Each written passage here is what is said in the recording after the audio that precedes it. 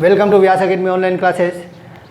आइए, कारक प्रकरण। हमने पहले वाली वीडियो में पढ़ा था कि कारक किसे कहते हैं और कारक के कितने प्रकार होते हैं।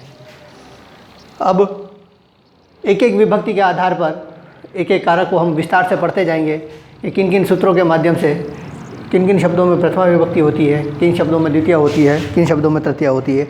वन बाई वन हम सभी के बारे में पढ़ेंगे।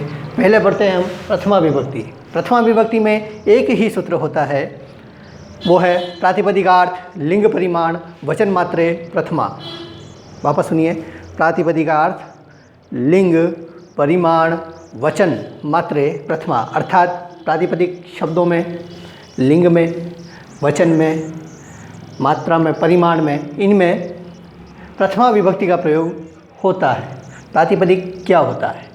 प्रातिपदिकार्थ, प्रातिपदिक यानी जो संज्ञा आदि के जो शब्द होते हैं उनको प्रातिपदिक कहा जाता है। इनके अर्थ में, लिंग में, परिमाण यानी नापतोल, नापतोल जो करते हैं उसको परिमाण कहते हैं। वचन प्रकट करने के लिए हमेशा प्रथमा विभक्ति का प्रयोग किया जाता है। जैसे बलदेव पुरुष है, लिंग है।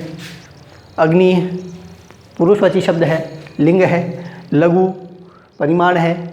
द्रोण परिमाण है। द्रोण यानी, द्रोण कहते हैं अंजुलि, मुट्ठी कहते हैं ना, अंजुलि भर के, इसको द्रोण कहा जाता है। अग्नि पुरुषवाची एक वचन है। अग्नि, अग्नि देवता है, अग्नि देवी नहीं है। ये बात विशेष ध्यान करने की होगी, इसीलिए मैंने इसमें विसर्ग लगाया है। एक बात और नोट करिए कि पुरुष एक वचन में, पुरुषवाची शब्द एक वचन में हमेशा विसर्ग का प्रयोग होता है। जैसे बलदेवः, अग्निः, रामः, श्यामः, बालकः आदि हमेशा एक वचन में विसर्ग का प्रयोग होता है। स्त्रीलिंग एक वचन में कभी भी विसर्ग का प्रयोग नहीं होता है। जैसा कि जैसा नाम बोला, जैसे रमा, लता, माया, गीता, विसर्ग नहीं लगेगा। विसर्ग लगा दोगे बहुवचन हो जाएगा। इसलिए ध्यान रखने वाली बात है कि स्त्रीलिंग एक वचन में कभी भी विसर्ग का प्रयोग नहीं होता। पुल्लिंग एक वचन में हमेशा विसर्ग का प्रयोग होता है। नपुंसकलिंग एक वचन में हमेशा म लगाते हैं। जैसे पत्रम, पुष्पम, फलम, भवनम। ठीक है, ये ध्यान रखने वाली। इसीलिए मैंने, अग्नि चूँकि देवता है इसीलिए मैंने इसमें विसर्ग का प्रयोग किया है। ध्यान देने वाली बात है, कभी कभी या बहुत बार इस शब्द को अशुद्धि संशोधन के लिए पूछा गया है।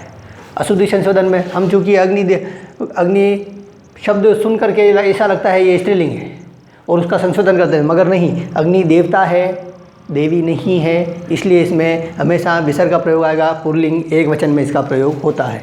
ठीक है, अगला जो इसका नियम है कि प्रथमा विभक्ति का प्रयोग किस में होता है, तो इति शब्द के योग में, यानी जहाँ जहाँ हम इति शब्द लगाते हैं, इति शब्द हमने पहले भी पढ़ा है अव्यय शब्द में। ठीक है ना, तो ध्यान रखना कि इति शब्द के योग में हमेशा प्रथमा विभक्ति का प्रयोग होता है।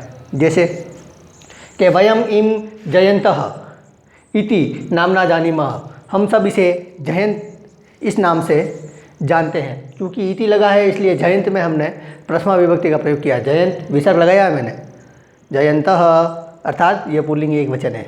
ठीक है, कर्मवाच्य में जब हमने वाच्य परिवर्तन पढ़ा था तब मैंने बताया था कि वाच्य तीन प्रकार के होते हैं, कर्तृवाच्य, कर्मवाच्य, भाववाच्य।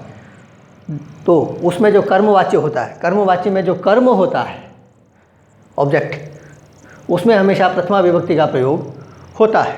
उदाहरण लिखा है हमने कि मया ग्रंथः पठ्यते। मया यानी मेरे द्वारा, ग्रंथः ग्रंथ को पढ़ा जाता है। तो यहाँ जो ये ग्रंथ है ये प्रथमा विभक्ति में इसका प्रयोग हुआ है। दूसरा, संबोधन में प्रथमा विभक्ति का प्रयोग होता है। मैंने पहले अभी जो अपने कारक पढ़े थे 8 प्रकार के होते हैं, तब मैंने बताया था कि मूलतः यूँ तो होते तो कारक 8 है, मगर संस्कृत में 6 प्रकार के माने गए। तो 6 प्रकार के क्यों माने गए थे कि इसलिए कि संबोधन को हमने प्रथमा विभक्ति में ही माना है। तो वो नियम यहाँ भी लागू होता है कि संबोधन को मैं हमेशा प्रथमा विभक्ति का प्रयोग। जैसे हे बालकाः, हे बालकों, यूयं कुत्र गच्छत्, तुम सब कहाँ जा रहे हो। क्योंकि यहाँ पर बहुत सारे बालक हैं तो प्रथमा विभक्ति बहुवचन है, तो इसमें हमने प्रथमा विभक्ति का प्रयोग किया है।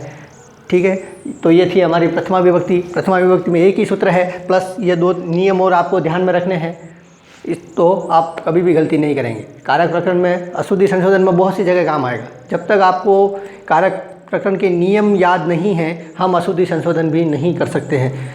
ठीक है, तो अगली वीडियो में हम द्वितीय विभक्ति के बारे में पढ़ेंगे। थोड़ी बड़ी है, डिटेल में पढ़ा जाएगा इसको। तब तक के लिए टेक केयर, थैंक यू।